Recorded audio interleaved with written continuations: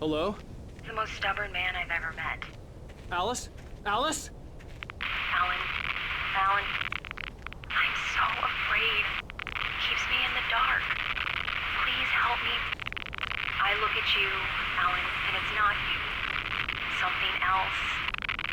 Looking out from behind your eyes. Alice, I'm here. I'm so alone here. It's all gonna go to hell. You need to be careful. Cooperate. The connection had been terrible, but that wasn't the only thing that hadn't been right with the call. She sounded wrong somehow, but she had called me.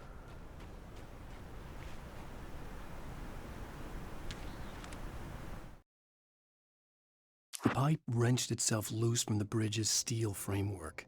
Wrapped in darkness, it floated in midair, twitching. For a moment, I didn't understand what I was looking at. The heavy object lurched at me with impossible force. I threw myself out of the way, but just barely. When I turned my flashlight on it, it shook in a dark rage before it flew at me again.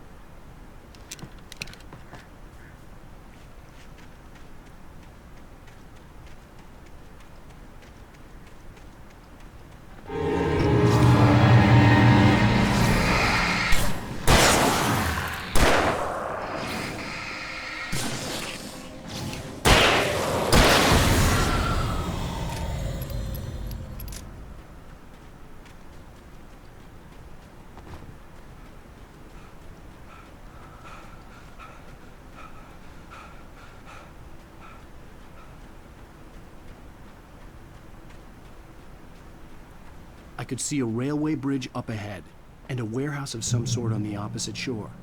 I hoped I could find a car from there.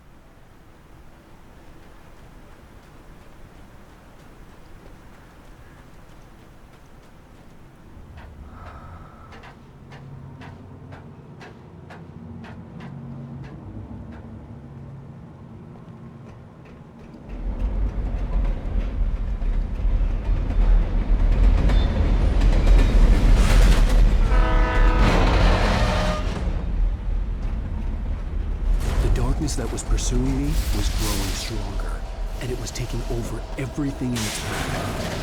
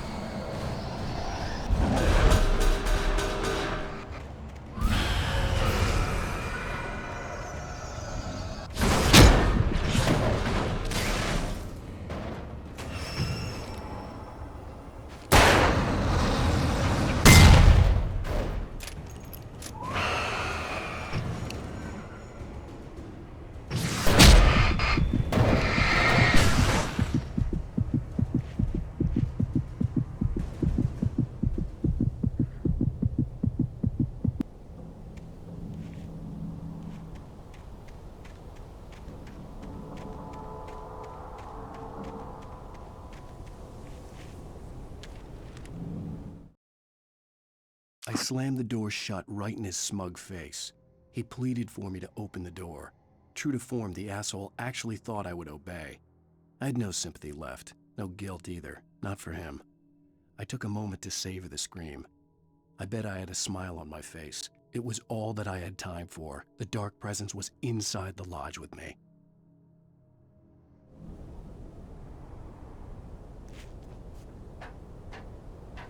As a teenager, just starting to get interested in writing, Stephen King had been a source of inspiration to me.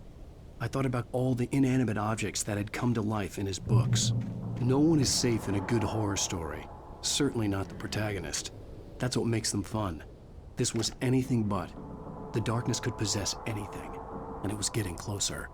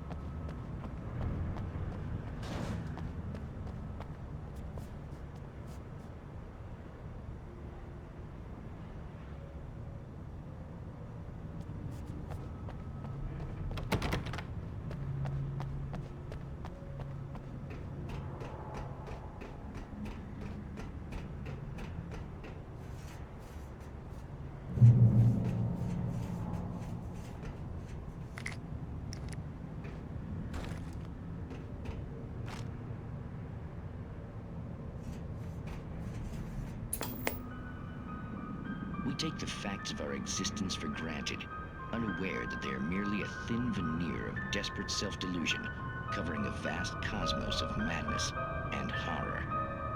All too often, the stars are right. In Night Springs. Tonight's episode, a family occasion. Journalist Alvin Derleth's trip to study the local customs of an insular community in Night Springs has been less than successful. Until tonight. Well, I'm glad you changed your minds about this. Ancient customs, local mythology. My editor loves this kind of stuff. Well, Mr. Derleth, we don't want to feel like we're on exhibition. But you have demonstrated the seriousness of your intent. Oh, I am serious. Really, just do your thing. I'll stay out of your way and observe. Actually, I thought you could assist us. I'm afraid we are a man short. It would provide you with an intimate perspective. Could I really? Of course, Mr. Derleth. Well, I guess that's the least What would I have to do? Oh, here. Let me show you with a kiss.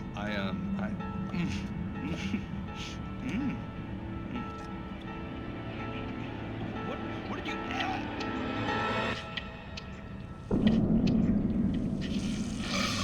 Oh, Mr. Derleth, you have well pleased Nick's Sipurka, the dweller in flesh. Their body shall host his 1,000 young, and all shall be glory.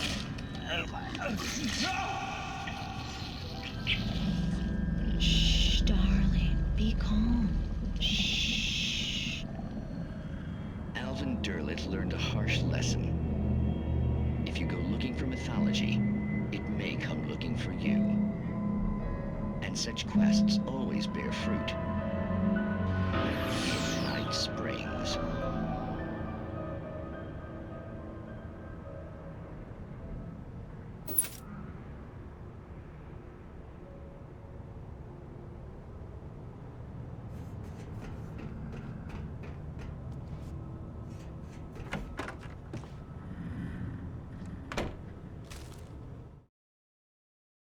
The darkness surged towards me, sucking everything loose from the ground into its depths, tugging at my clothes.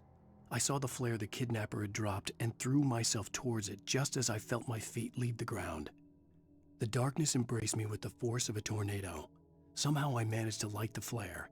The darkness roared and cast me away. I fell toward the dark waters of the lake far below.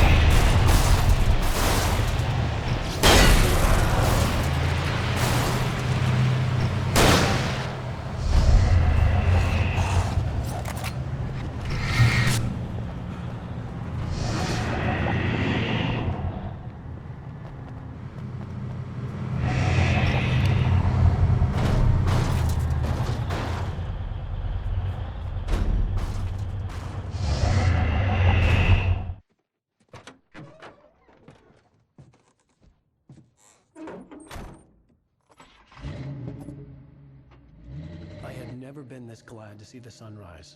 I had a couple of hours to get to the coal mine.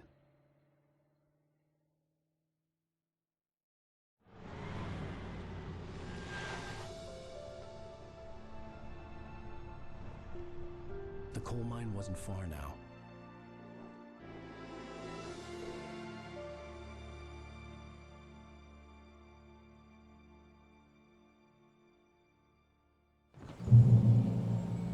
Today, I would meet the kidnapper, and he would give me Alice. I wouldn't give him any other choice. A drowning man will clutch at a straw.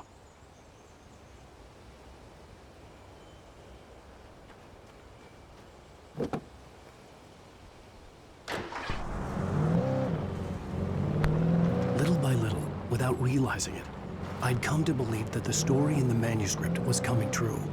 The current of its narrative had taken me deeper and deeper into dark waters. Alice had been taken from me. Barry was probably in jail. I was a fugitive from the FBI. The whole world taken over by the dark presence was trying to destroy me. It all felt real, but it matched a textbook case of insanity.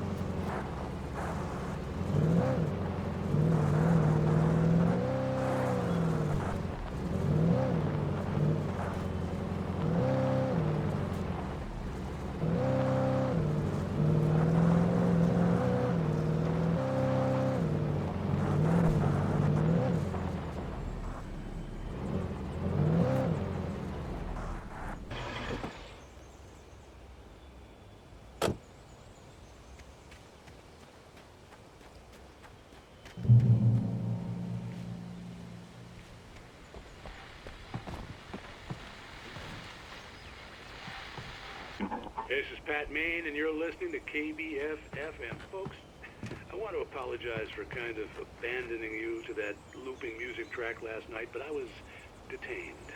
You see, I encountered a big shot G-man with an itchy trigger finger who could use a lesson in manners and a boot in the ass, not necessarily in that order either. Now, folks, I know I'm not being very informative here, and I apologize for that.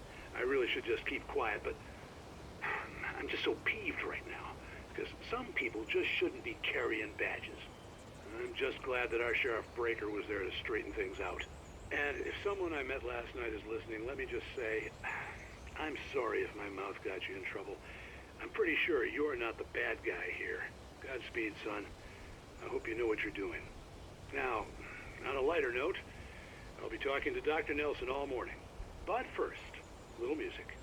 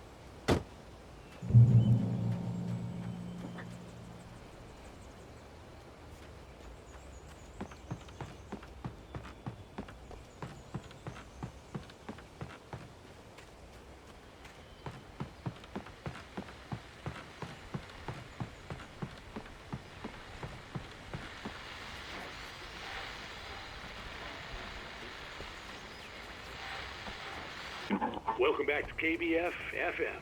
Hope you enjoyed that tune. Now, Doc, you were talking about life and finding that special someone, that soulmate. Well, you were talking about that. I was saying I don't buy it. Well, see, to me, that's strange, because I always pegged you as a hopeless romantic. You got me there, Pat. But I think love's where you look for it. And you need to do a lot of looking, sure. But the idea that there's that one special person out there for you, and if you miss that chance, it's gone forever, and you're forever incomplete. I mean, isn't that depressing? Or, heck, childish even? There's plenty of fish in the sea. And apparently a fisherman has a fishing analogy for everything, but what you're saying, isn't that a little harsh? Well, no. What I am saying is that your potential for finding that connection isn't limited to what's essentially a chance encounter. How is that harsh? Yeah, well, I guess that's a nice thought, but let me say something personal here. Okay. Now, well, I don't disagree with you exactly, but I can't really fit that together with what I feel, what I felt for someone, because she was the one. She was. And I let her drift away from me. Maybe I didn't put in the work, I don't know, but well, since then, and it was a long time ago, but since then there hasn't been anyone, not like her. And I'm not saying I dwell on her or haven't moved on. I like my life. I'm not living in the past, but I do miss the way she completed me. You can't argue with the heart, Pat. I'm sorry, folks. I had kind of a scary experience last night, and let's just say it's shaken a few things loose.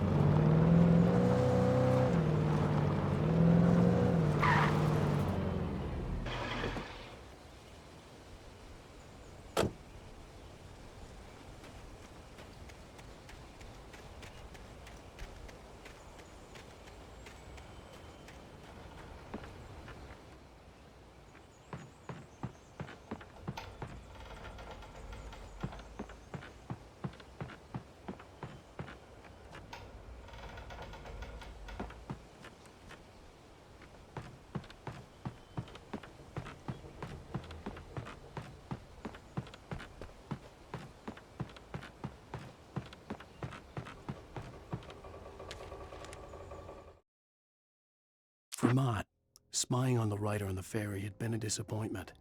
His boss had made Wake out to be something special, but Mott hadn't been impressed.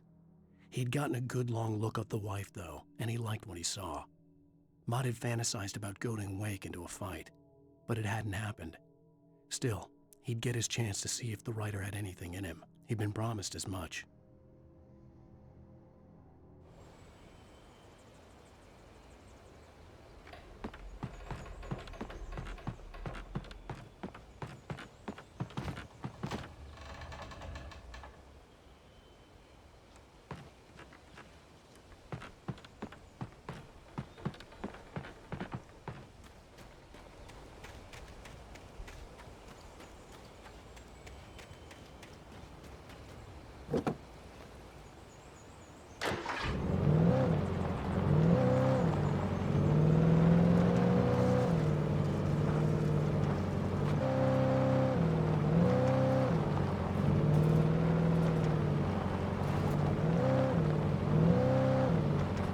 I was early. I was supposed to meet the kidnapper at noon in the main building. The coal mine was quiet. It was a museum now.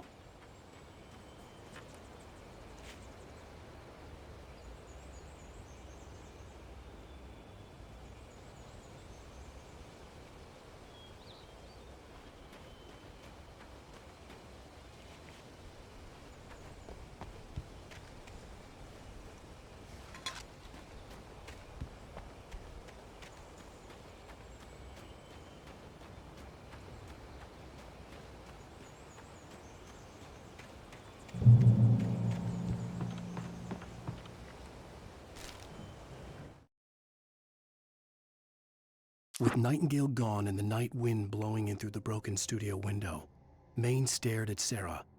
The sheriff looked away. Maine's voice shook with barely controlled anger. That boy's doing more drinking than thinking. I hope you know what you're doing, Sarah. He's got a sickness in his eyes. You take my word for it. He wants Wake for a reason, and it's not for anything good.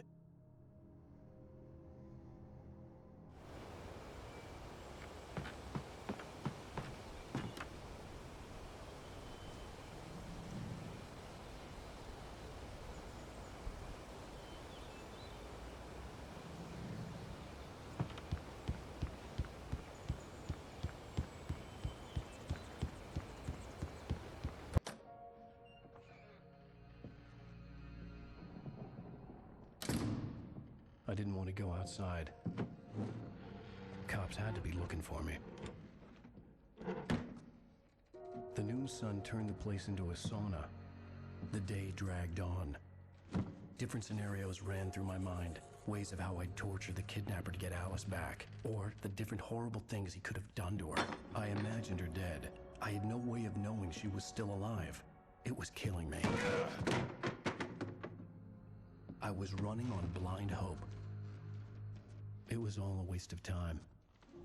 The bastard never showed up.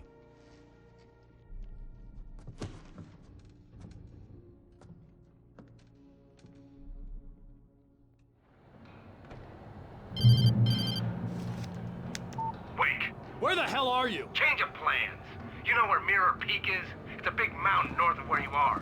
You follow the path from the mine, you can't miss it. There's a lookout point there. I'll be waiting. I'm through being jerked around You by want you. to see your wife alive? Because if you do, you better watch what you say to me. Do we understand each other? I want to talk to Alice. Yeah, and I want the manuscript. Don't keep me waiting, Wake. Hello? Hello! Ah! I'm gonna kill him! I had to get to Mirror Peak.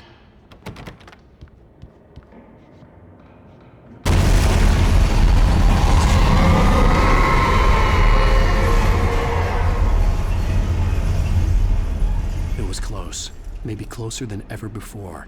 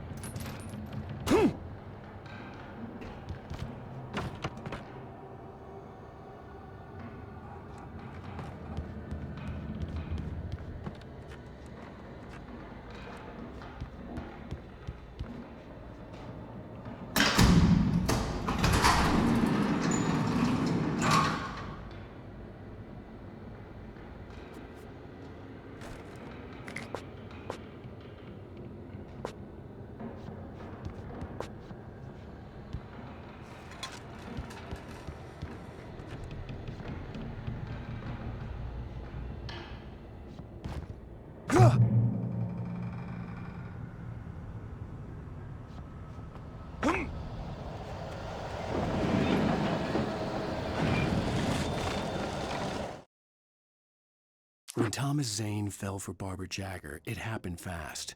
She was young, vibrant, and beautiful, full of life. He had never been a very happy man, and without any seeming effort, she had changed all that. Zane felt good for the first time in his life. Everything she did was another piece of a jigsaw puzzle he hadn't even known he'd been missing. And best of all, she made the words flow, strong and sharp. She was his muse.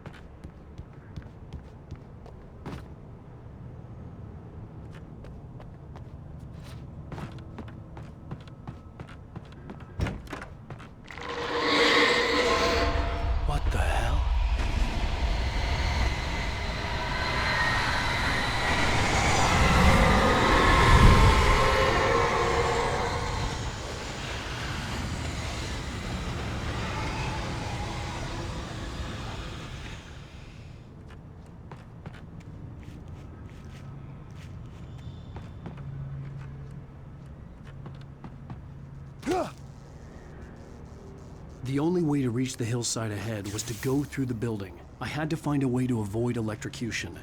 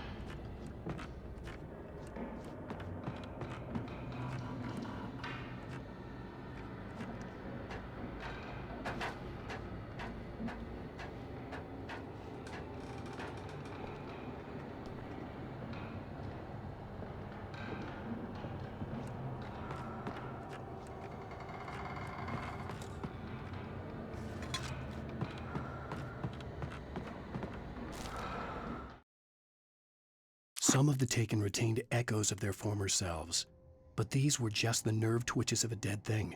Nothing remained but a shell covered and filled with darkness. In most cases, these puppets were enough for the purposes of the dark presence. But for anything more elaborate, as with the writer, it was different. It needed his mind. And so rather than taking him over completely, it merely touched him.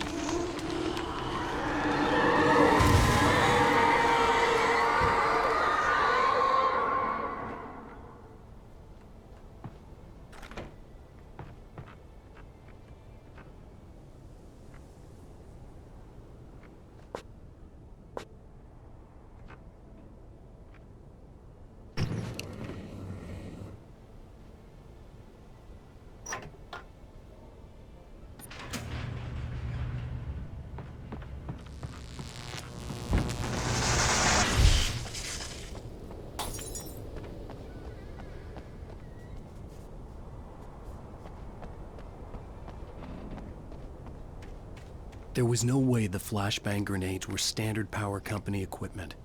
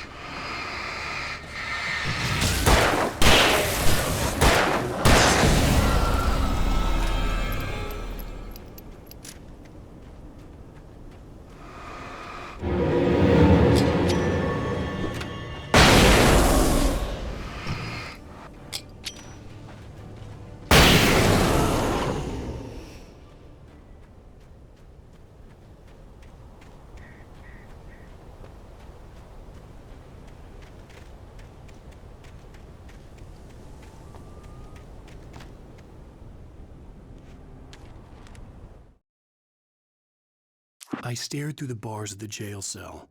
Barry stood behind me, swaying on his feet, looking as ill as I felt. Agent Nightingale stood on the other side of the bars with Sheriff Breaker. Nightingale had a stack of manuscript pages in his hand. He seemed unhinged as he gloated. "Well, I've got you now, Raymond Chandler. It's all here. All the evidence, including conspiracy to murder a federal agent."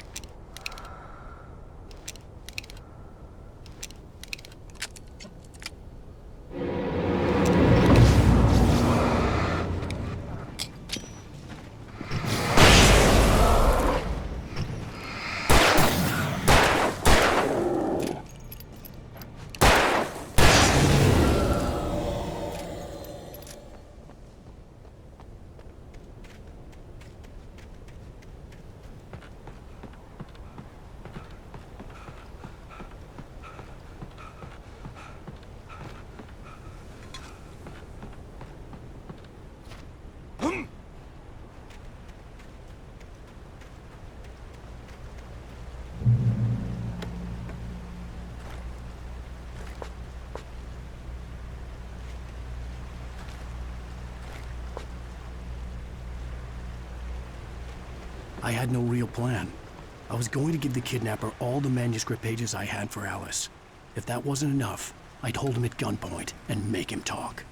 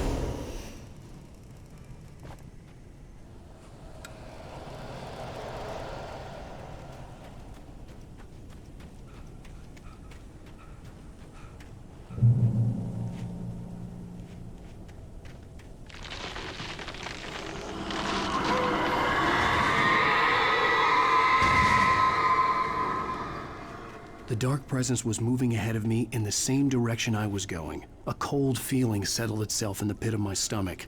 Was it going for Alice?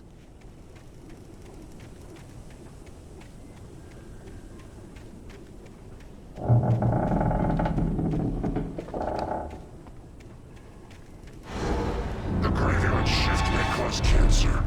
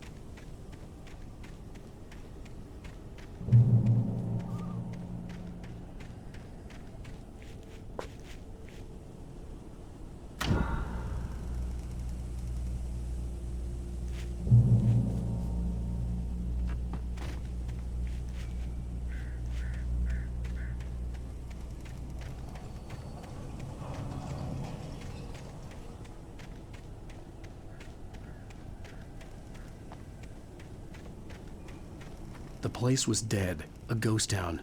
Had been for decades, maybe a century.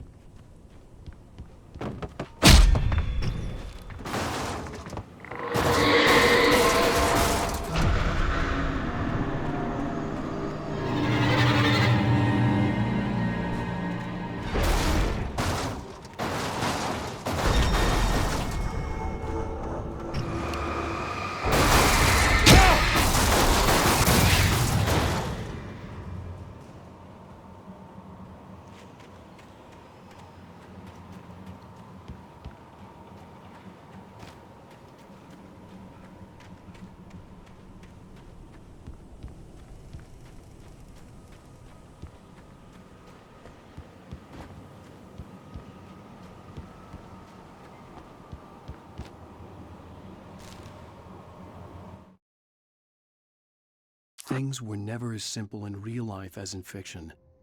I had lost count of the times I had wished there'd be a clear reason for my writer's block. Something to fight, something to lash out on. There wasn't. I was filled with doubt. I was nothing like the hero in my books. Alex Casey had gone through his life with single-minded determination, never wavering from his goal. Even now, I was angry at myself, angry at Alice, angry at Barry. I was fumbling and I had no plan.